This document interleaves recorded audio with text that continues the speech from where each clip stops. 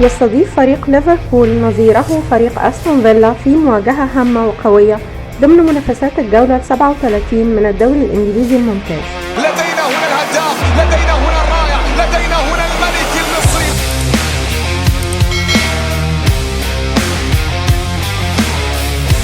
ليفربول صاحب الأرض يدخل المباراة ولا بديل عن الفوز من أجل مواصلة المنافسة على التواجد بالمربع الذهبي. صلاح يتقدم، ركلة جزاء.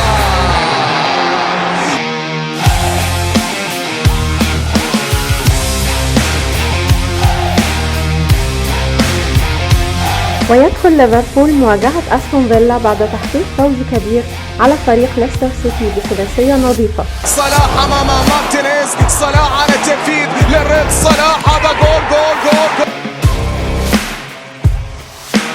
أما أستون فيلا الذي ضمن التواجد في النصف الأول من جدول ترتيب الدوري الإنجليزي يدخل المباراة وعينه على الفوز لمحاولة الحصول على أحد المقاعد المؤهلة إلى البطولات الأوروبية.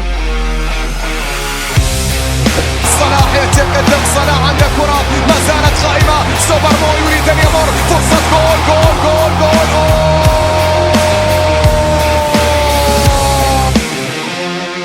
فهل يستمر ليفربول بالفوز بقيادة محمد صلاح ورفاقه أم يسقط في موقعة أستون فيلا؟